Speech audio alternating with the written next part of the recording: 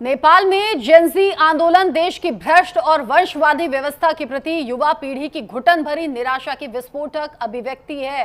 नौजवानों और आम लोगों में नेताओं के लिए इतना गुस्सा और नफरत दिखाई दे रहा है कि सड़कों पर ऐसा लग रहा है कि बॉम्ब फूट पड़ा है। गुस्से का युवाओं का यह आक्रोश बांग्लादेश श्रीलंका वाले पैटर्न से भी ज्यादा उग्र आंदोलन में तब्दील हो चुका है। दक्षिण एशिया के देशों में हाल के सालों में राजनीतिक उथल पुथल बढ़ी है, ये आपने ध्यान दिया होगा। बांग्लादेश, श्रीलंका और अब नेपाल में एक ही तरीके का पैटर्न दिखाई दे रहा है, जहां युवा पीढ़ी सरकार के खिलाफ सड़कों पर उतर आई है। ये युवा भ्रष्टाचार, बेरोजगारी, आर्थिक संकट और खराब शासन से तंग आ चुके हैं।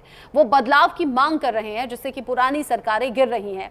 इन आंदोलनों के प्रभाव लगभग एक जैसे हैं, मुद्दा जो भी हो, लेकिन उसके बाद युवाओं के गुस्से ने सरकार को हटने पर मजबूर कर दिया।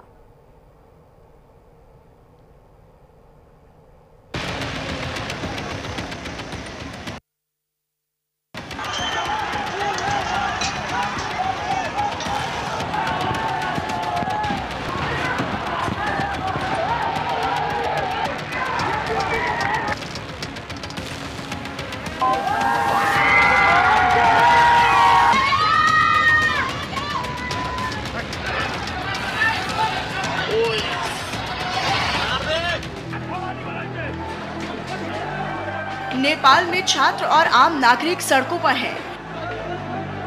राजधानी काठमांडू से लेकर पोखरा और विराट नगर तक प्रदर्शन हो रहे हैं।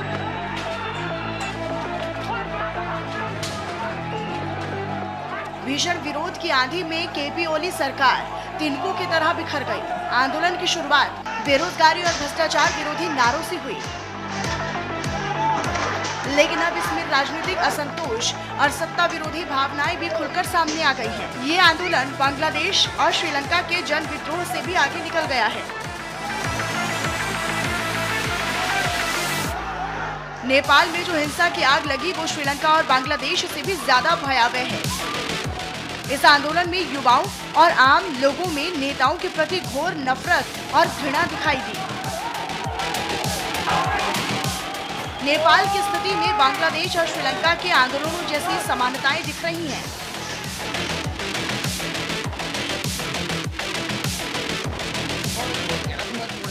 लेकिन वास्तविक विरोध के लिए लिहाज से ज्यादा उग्र है। वहां भी शुरुआत भ्रष्टाचार और महंगाई से हुई थी, जो बाद में सत्तारूढ़ नेतृत्व की वैधता पर सवालों में तब्दील हो गई। नेपाल में युवाओं की नाराजगी इस समय चरम पर है और ये केवल भ्रष्टाचार विरोध तक सीमित नहीं रह सकती।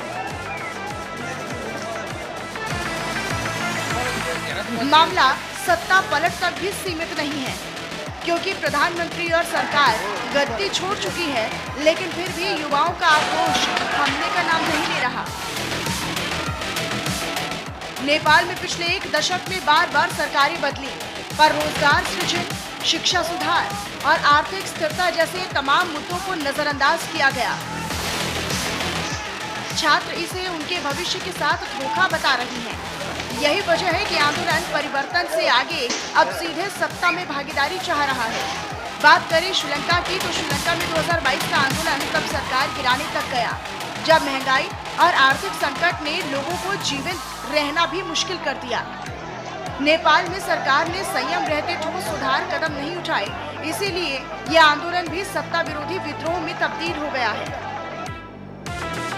नेपाल में छात्र नेताओं की रणनीति बांग्लादेशी छात्रों जैसी ही है। छोटे देशों में युवाओं की नई राजनीतिक भाषा को जन्म दे रहा है। सरकार ने भी लंबे समय से इसे केवल छात्रों का आक्रोश और नाराजगी मानकर नजरअंदाज किया और इसीलिए ये राजनीतिक भूचाल में तब्दील हो गया है।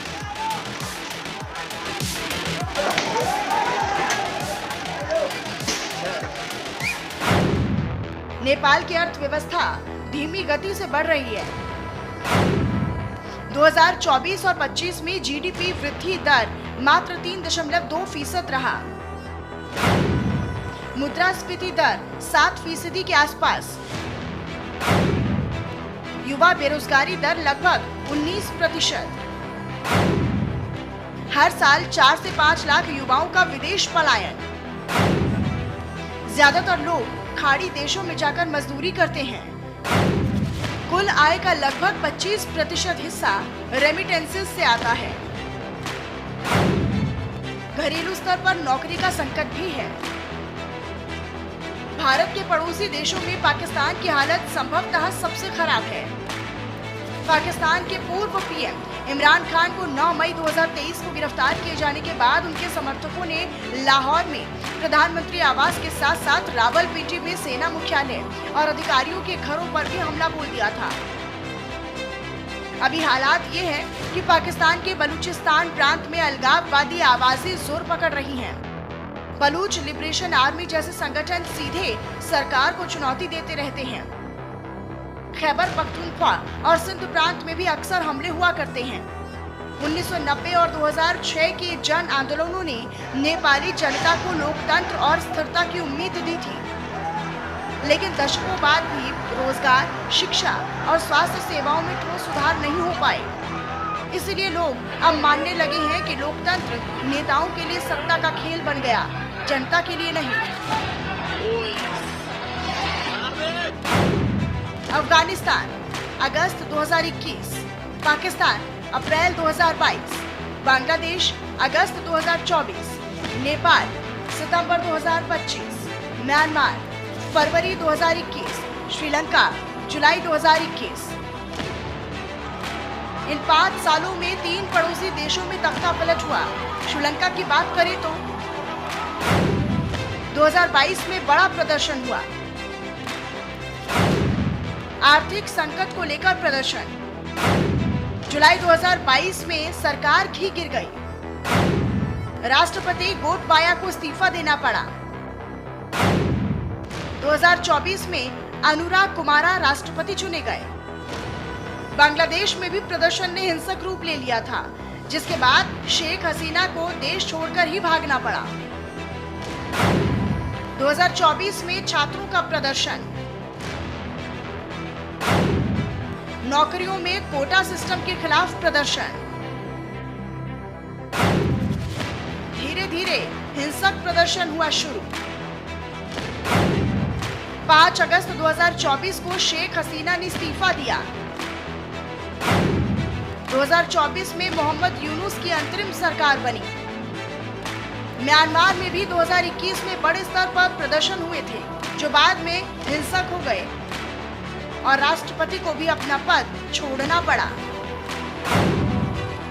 2021 में बड़े पैमाने पर हिंसक प्रदर्शन। 1 फरवरी 2021 में तख्ता पलट हुआ। फरवरी 2021 में प्रदर्शन जारी रहा। अभी भी विद्रोही गुटों और सेना के बीच लड़ाई जारी है। 30 लाख से ज्यादा लोगों का पलायन हो चुका है। 6500 से ज्यादा नागरिक मारे गए। नेपाल में हिंसा की आग में आम से लेकर बड़े बड़े नेता भी जल रहे हैं। जेनजी के आगे आखिर नेपाल सरकार को झुकना ही पड़ा। नेपाल में बाकी 3 देशों की तरह ही तख्ता पलट हो गया है। प्रधानमंत्री ओली देश छोड़कर भाग गए हैं, लेकिन प्रदर्शन अभी भी जारी है। Bureau report, news India.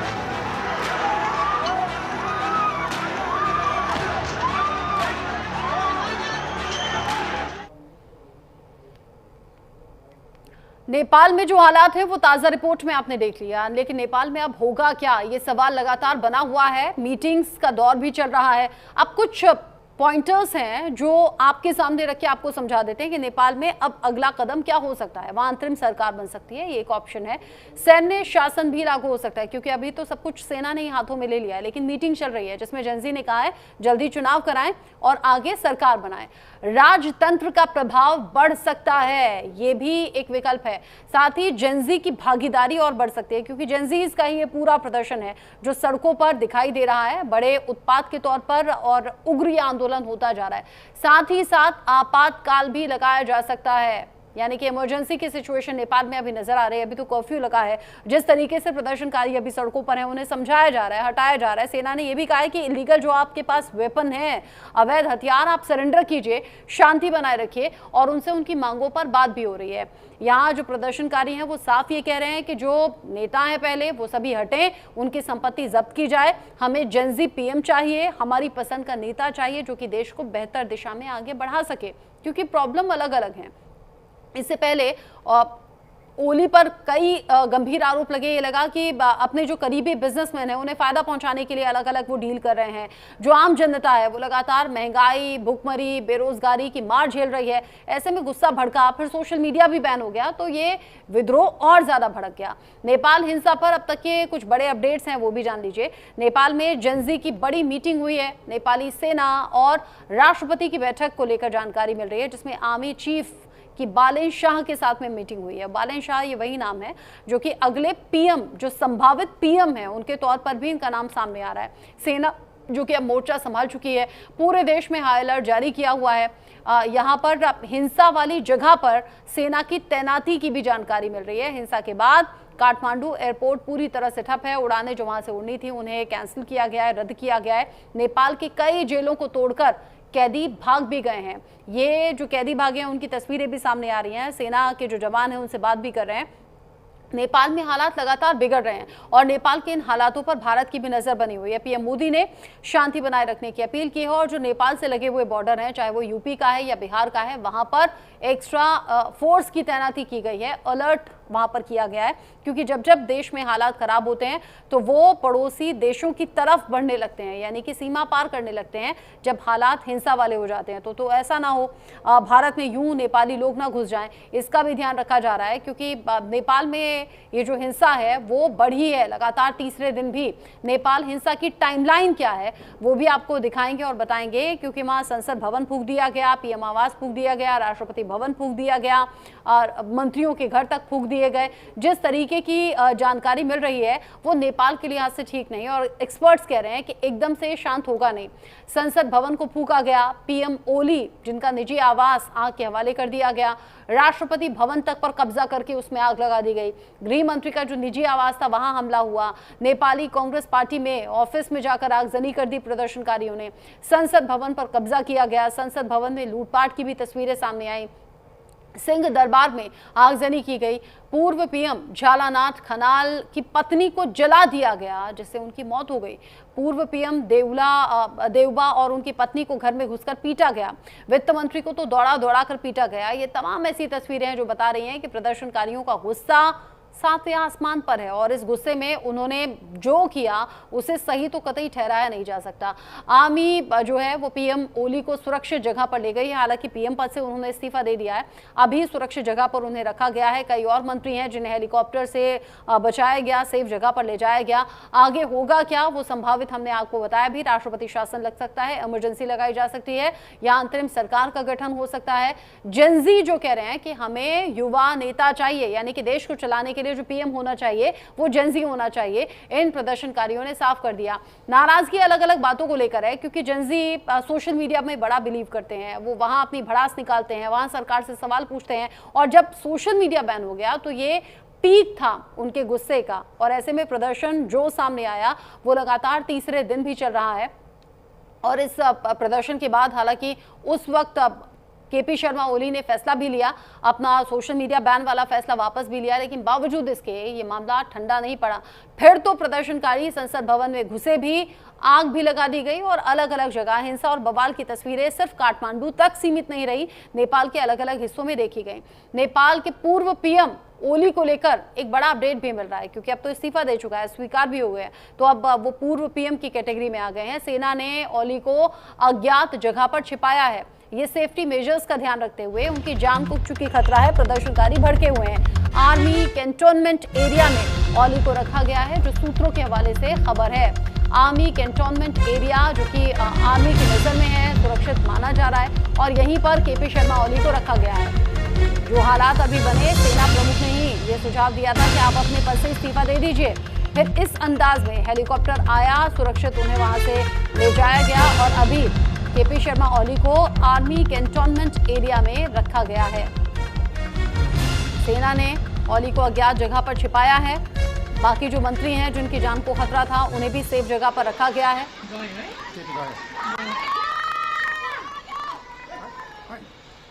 Gen Z जो प्रदर्शनकारी हैं उनके लिए ये पीक टाइम था जिसमें वो सड़कों पर आ गए। हालांकि कुछ जो एक्सपर्ट्स हैं वो ये भी कह रहे हैं कि ऐसा हो नहीं सकता कि आम लोग हों या सिर्फ स्टूडेंट हों या फिर सिर्फ युवा हों और इस तरह का प्रदर्शन वो करें या फिर इस तरह से लॉ एंड ऑर्डर को हाथ में लें या फिर उसे बिगाड़ दें। जबकि कुछ लोग कह रहे हैं कि पेशेंस चूंकि खत्म हो चुका था, पेशेंस ओवर होता है तो इस तरह का गुस्सा फूटता है। अलग अलग तरह की बातें हैं, लेकिन नेपाल में फिलहाल जो तस्वीरें सामने आ रही हैं वो चिंता वाली हैं। जगह जगह पब्लिक और प्राइवेट प्रॉपर्टी को नुकसान पहुंचाया गया है और अभी हालात बिगड़ते हुए ही हैं। सुधरने की गुंजाइश अभी हाल फिलहाल में जल्दी तो नहीं दिख रही है।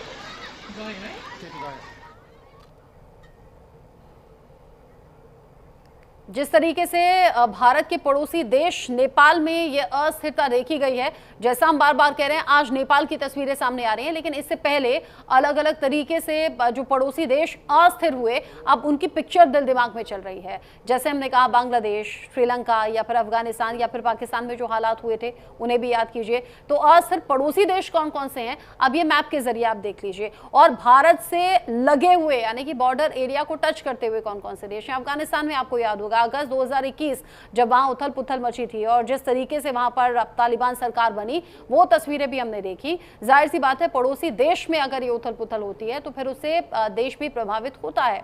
आपने पाकिस्तान में अप्रैल 2022 की तस्वीरें देखी होंगी जहां हिंसा बवाल जिस तरीके से बढ़ा था। बांग्लादेश अगस्त 2024 आपको याद होगा शेख हसीना को अपने पीएम पद से इस्तीफा देना पड़ा था, फिर कैसे उन्हें सेना के हेलीकॉप्टर से वहां से निकाला गया सुरक्षित और फिर उन्होंने भारत में शरण ली।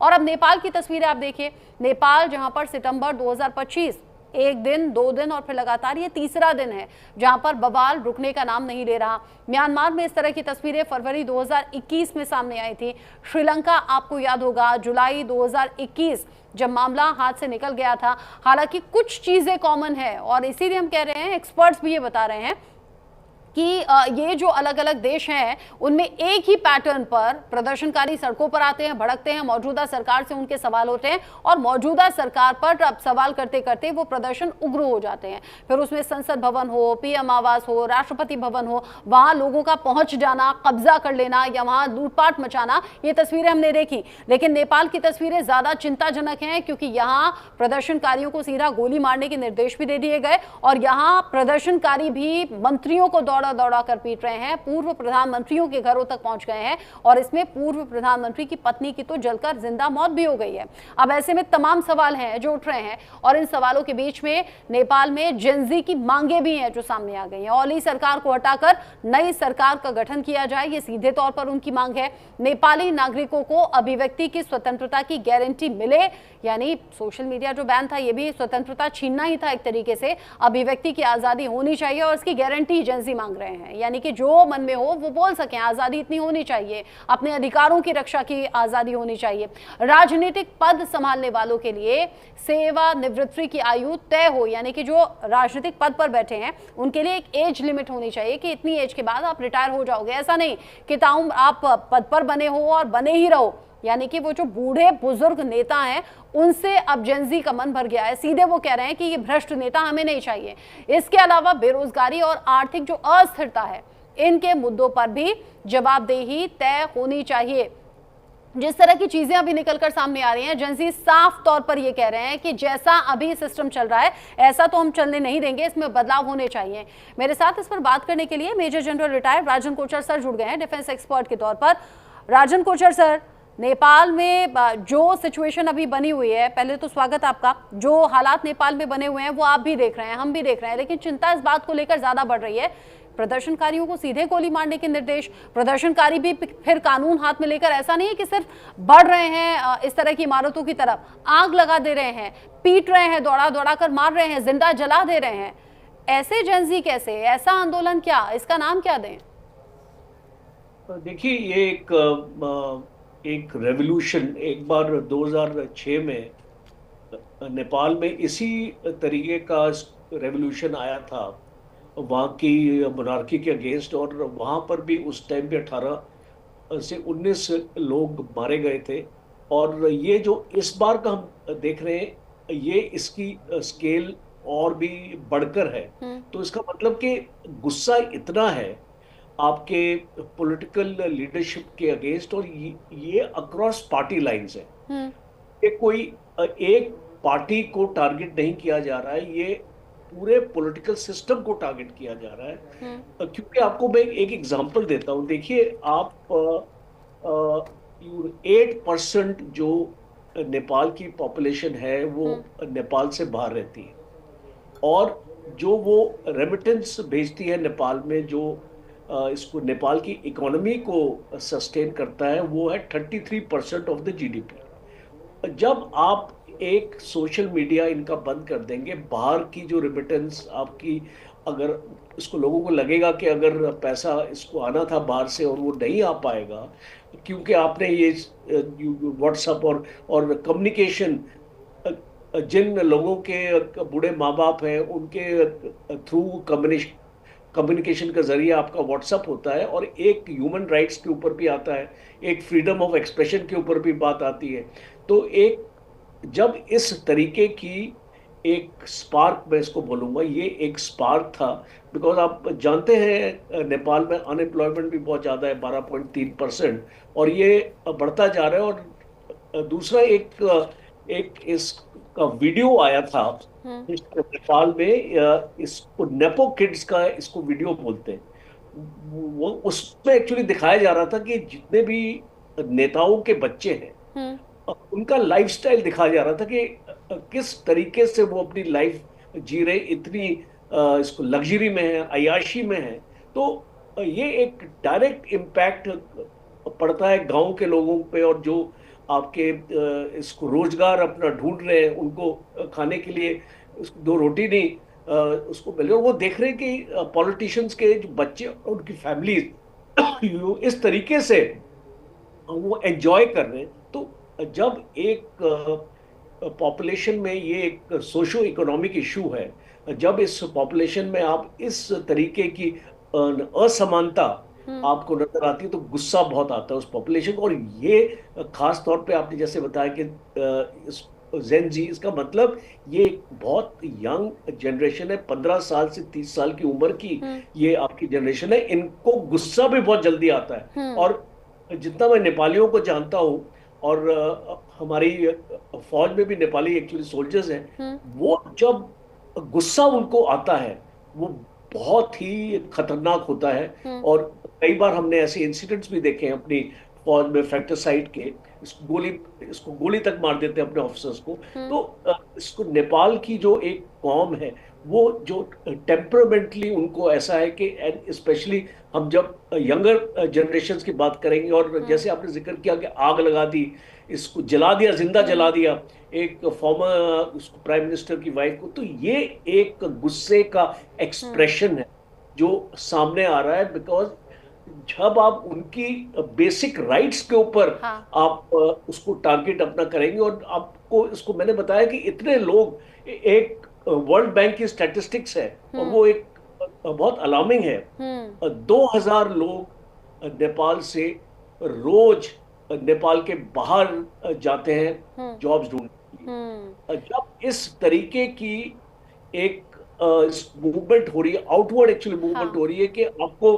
अपने देश में जॉब्स नहीं मिल रहे हैं, एकदम ठीक आप कह रहे हैं। और ये जो आपने शुरू में असमानता वाली बात बोली ना, ये एक बड़ा लॉजिकल पॉइंट है जो आपने बहुत अच्छे से समझाया कि नेताओं के बच्चों का लाइफस्टाइल वो आम लोग अपने आप से कंपैरिजन कर रहे हैं। और जेनजी जिनमें पेशेंस की कमी होती है, ये बात हम सब जानते हैं कि पेशेंस ओवर हुआ, फिर उसके बाद वो गुस्से में क्या कर रहे हैं क्या नहीं कर रहे हैं, गर्म खून है, और तब फिर ऐसी नेपाल से चिंता वाली तस्वीरें सामने आ रही है। राजन कोचर सर, चूंकि आप लॉजिक्स के साथ बात कर रहे हैं, प्लीज आप बने रहिएगा मेरे साथ में। एक छोटा सा ब्रेक यहां पर ले रहे हैं। राजन कोचर सर बने हुए हैं, नेपाल में हालात बिगड़ रहे हैं, उनसे आगे भी हम डिस्कशन करेंगे। एक बहुत छोटा सा ब्रेक, लौट रहे हैं।